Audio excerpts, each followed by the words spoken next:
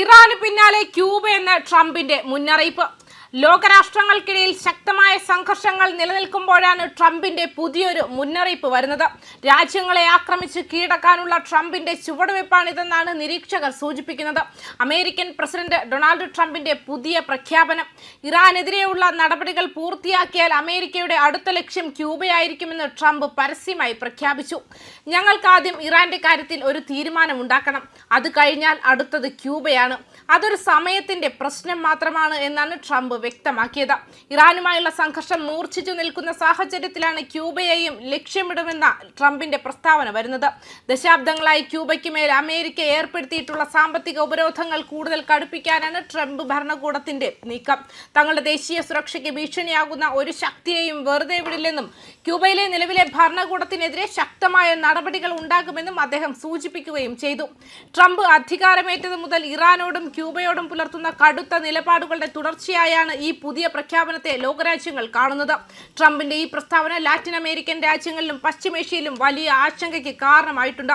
സമുദ്രമധ്യത്തിൽ Iran കപ്പലിന് നേരെയുണ്ടായ ആക്രമണത്തിന് പിന്നാലെ ട്രംപ് ഇത്തരമൊരു നിലപാട് സ്വീകരിച്ചത് മേഖലയിൽ യുദ്ധസമാനമായ സാഹചര്യം സൃഷ്ടിക്കുമോ എന്ന ഭീതിയിലാണ് അന്താരാഷ്ട്ര സമൂഹം. അമേരിക്ക ഫസ്റ്റ് എന്ന നയത്തിന്റെ ഭാഗമായി ലോക പോലീസ് എന്ന പദവി വീണ്ടും ഉറപ്പിക്കാനാണ് ട്രംപ് ശ്രമിക്കുന്നത്.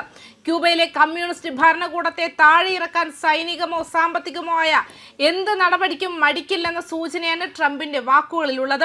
വരും ദിവസങ്ങളിൽ വാഷിംഗ്ടണിൽ നിന്നും ഇതിന്റെ കൂടുതൽ പ്രത്യാഘാതങ്ങൾ ഉണ്ടായേക്കുമെന്നാണ് റിപ്പോർട്ടുകൾ. അതേസമയം സംഘർഷം അവസാനിപ്പിക്കുന്നതിനായി ഇറാൻ ഉദ്യോഗസ്ഥർ ഇപ്പോൾ വാഷിംഗ്ടണുമായി ചർച്ചകൾ ആരംഭിക്കാൻ ശ്രമിക്കുന്നുണ്ടെന്നും ട്രംപ് സൂചിപ്പിച്ചു. അവർ വിളിച്ച് എങ്ങനെ ഒരു കരാർ ഉണ്ടാക്കാമെന്ന് ചോദിക്കുകയാണെന്നും അദ്ദേഹം പറഞ്ഞു. പക്ഷേ അവർ അല്പം വൈകിയേക്കാം. നടന്നുകൊണ്ടിരിക്കുന്ന സൈനിക നടപടികളെക്കുറിച്ചുള്ള തന്റെ പരാമർശങ്ങൾക്കിടയിലും അമേരിക്കയുമായി സഹകരിക്കാൻ തയ്യാറാണെങ്കിൽ ഇറാനിയൻ നയതന്ത്രജ്ഞർക്ക് രാജ്യത്തിന്റെ ഭാവി രൂപപ്പെടുത്തുന്നതിൽ ഇപ്പോഴും ഒരു പങ്ക് വഹിക്കാൻ കഴിയുമെന്ന് ട്രംപ് സൂചിപ്പിച്ചു. ശക്തമായ സാമ്പത്തിക ശേഷിയുള്ള പുതിയതും മികച്ചതുമായ ഇറാൻ എന്ന് അദ്ദേഹം വിശേഷിപ്പിച്ചത് സൃഷ്ടിക്കാൻ സഹകരണം സഹായിക്കുമെന്നും അദ്ദേഹം വാദിച്ചു. സംഘർഷത്തിനിടയിൽ ആഗോള എണ്ണ വിപണിയെക്കുറിച്ചുള്ള ആശങ്കകളും പ്രസിഡന്റ് അഭിസംബോധന ചെയ്തു. സംഘർഷങ്ങൾക്കിടയിലും വില സ്ഥിരത കൈവരിച്ചതായി തോന്നുന്നു. എന്നാൽ യുദ്ധം മറ്റ് നയലക്ഷ്യങ്ങളിൽ നിന്നും താൽക്കാലികമായി വ്യതിചലിപ്പിക്കാൻ നിർബന്ധിതനാക്കിയെന്ന് അദ്ദേഹം സമ്മതിച്ചെങ്കിലും ട്രംപ് പറഞ്ഞു. എണ്ണയുടെ വില സ്ഥിരത പ്രാപിച്ചതായി തോന്നുന്നു എന്നും അദ്ദേഹം പറഞ്ഞു. ഞങ്ങൾക്ക് അത് വളരെ കുറവായിരുന്നു, പക്ഷേ എനിക്ക് ചെറിയ വഴിമാറി പോകേണ്ടി വന്നു. ഇറാനുമായുള്ള യുദ്ധത്തിലാണ് ഇപ്പോൾ പ്രാഥമിക ശ്രദ്ധ കേന്ദ്രീകരിക്കുന്നതെന്ന് വൈറ്റ് ഹൗസ് പറയുന്നു.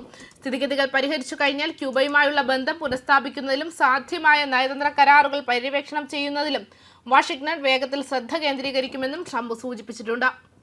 ന്യൂസ് ഡെസ്ക് കർമ്മ ന്യൂസ്.